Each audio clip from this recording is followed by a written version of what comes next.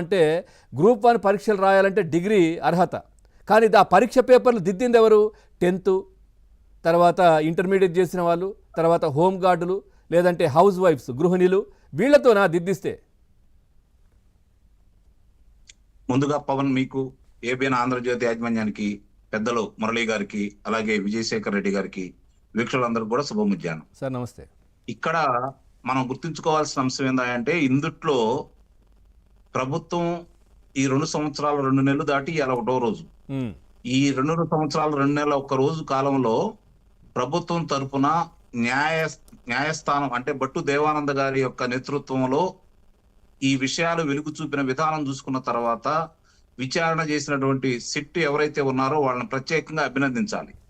కారణం ఏంటంటే, ఈ విషయంలో నాకు తెలిసి ఈ ప్రభుత్వం వచ్చిన తర్వాత ఎలాంటి జోక్యం లేకుండా విచారణ సంస్థలు నిబద్ధతతో పనిచేసినాయి అని అయితే నేనైతే భావిస్తున్నాను ఈ విషయంలో.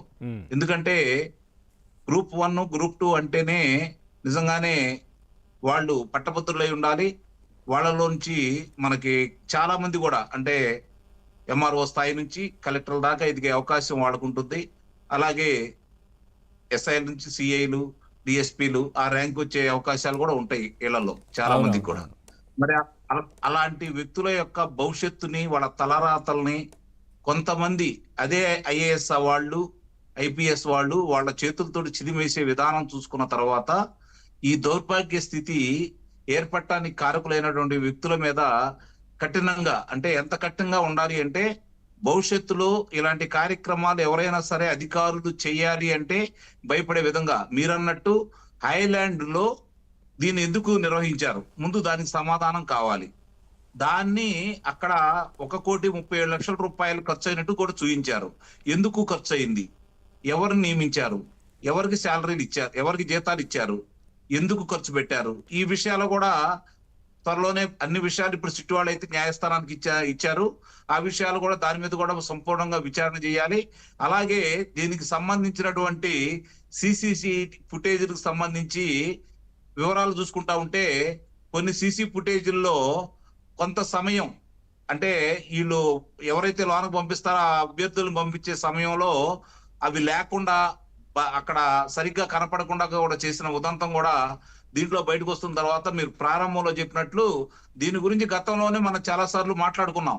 జరిగిన విషయాలు కూడా స్పష్టంగా, మరి ఆ రోజు ఎవరైతే ఇద్దరు అధికారులు, ఎవరు ఒకళ్ళు గౌతమ్ సవాంగ్ గారు, ఒకళ్ళు పిఎస్ఆర్ ఆంజనేయులు గారు, చదువులకి గౌతమ్ సవాంగ్ అన్న సరే అది ఆనాటి ముఖ్యమంత్రి గారు అన్నారు అనుకోండి, అన్నందుకే ఆయన అన్నంత పని చేశాడు, అంతే కదా, అందుట్లో అనుమానమే ఉంది. మరి ఒకళ్ళకొకళ్ళు పోటీలు పడి దాన్ని మార్పులు చేర్పులు చేయటం, అలాగే వైట్ మార్కర్ తోటి దాన్ని ఏ విధంగా చేశారని చెప్పి వీళ్ళు గుర్తించటం, కొంతమంది వేలుముద్రలు లేకపోవటం, కొంతమంది పత్రాల మీద ఎవరైతే దాన్ని పరిశీలిస్తున్నారో వాళ్ళ సంతకాలు లేకపోవటం, అన్ని విషయాలు ఈ రోజు బయటకు వచ్చినాయి. నిజంగానే అందుకే నేను చెప్పాను, న్యాయస్థానం భట్టు దేవానంద గారి యొక్క నేతృత్వంలో ఈ యొక్క పర్యవేక్షణ చేసిన అధికారులు నిజంగానే వాళ్ళని అయితే అభినందించాలి. ఈ విషయంలో మనకు ఇప్పుడు సరైన సమయంలో ఆ విషయం బయటికి రావడం అంటే ఆలస్యమైంది, ఆలస్యం అవటంలో అనుమానమే లేదు, ఆలస్యమైంది. అయినా సరే బయటికి రావడం అనేది మంచి పరిణామంగా అయితే నేను భావిస్తున్నాను. ముఖ్యంగా ఇక్కడ గమనించుకోవాల్సిన అంశం ఏంటంటే, గ్రూప్ 1, గ్రూప్ 2 పరీక్షల గురించి మన డిబేట్ లోనే పవన్ నేను చాలా సార్లు అధికార పార్టీ వాళ్ళకు కూడా చెప్పడం కూడా జరిగింది. నిజాయితీగా ఎలాంటి లోపాలు లేకుండా మళ్ళీ గనక మీరు ఇప్పుడు గనక చేస్తే, ఇప్పుడున్నటువంటి అధికారులు చాలా మంది అవినీతి పరులైపోయి, ప్రభుత్వం ఏ ప్రభుత్వం ఉంటే ఆ ప్రభుత్వాన్ని కొమ్ము కాసి వాళ్ళు వ్యవస్థలు నిర్వీర్యం చేస్తూ సమాజంలో ఈ రోజు వ్యక్తులను దోచుకోవడానికి వనరులను వాళ్లే సమీకరిస్తూ దాన్ని సహాయపడుతూ ఉన్నారు. మరి దాన్ని అడ్డుకట్ట వేయాలి అంటే అలాంటి అధికారులని ఇంకా కూడా ముఖ్యమైనటువంటి స్థానాల్లో కూర్చోబెడితే న్యాయం ఎలా జరుగుతుంది? వాళ్ళని వాళ్ళు కాపాడుకోవడం కోసం, వాళ్ళు ఎవరికైతే సహాయం చేశారో వాళ్ళని కాపాడుకోవడం కోసం మాత్రమే వాళ్ళు ప్రయత్నిస్తారు.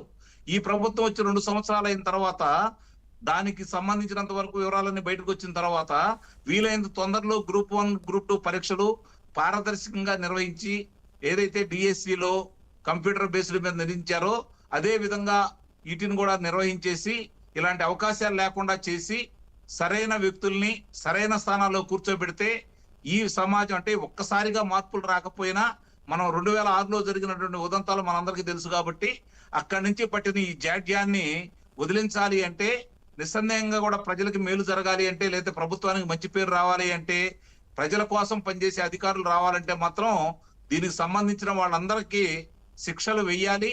ఆ శిక్షలు కూడా అవతలాలు భయపడే విధంగా ఉండాలి. ముఖ్యంగా ఈ జరిగినటువంటి పొరపాట్లకి ఇప్పటికే ఆలస్యమైందని అయితే నేను భావిస్తున్నాను. వీలైనంత తొందరలో చమరగీతం పాడి రైట్. భవిష్యత్తులో ఓకే ఓకే వీలైనంత తొందరగా నాకు తెలిసి నెక్స్ట్ మార్చి నాటికల్లా కూడా గ్రూప్ 1, గ్రూప్ 2 పరీక్షలు ఎక్కువ మందికి అవకాశం కలగజేసి రైట్ సార్. ఇప్పుడున్న అధికారులను పక్కన పెడితే తప్ప ఇది పరిష్కారం దొరకదు. రైట్. కారణం ఏంటంటే పిఎస్ఆర్ ఆంజనేయులు కావచ్చు, లేకపోతే గౌతమ్ సవాంగ్ కావచ్చు, వాళ్ళ మనుషుల్ని వాళ్ళకు అనుకూలంగా వాళ్ళు డబ్బులు తీసుకున్నారని చెప్పి ఇప్పుడు వస్తున్న సందర్భంగా వాళ్ళ కోసం 2 సార్లు 3 సార్లు దీంట్లో మార్పులు చేర్పులు కూడా చేయడం జరిగింది కాబట్టి దీన్ని తీవ్రంగా పరిగణించాలని అయితే నేనైతే భావిస్తున్నాను పవన్. రైట్. మురళి గారు నమస్కారం. సార్ నమస్కారం. సార్, దాదాపుగా 28% మంది పేపర్లలో వేరే ఇంకు వాడారంట. అంటే పూర్తిగా ఎంత అవకతవకలు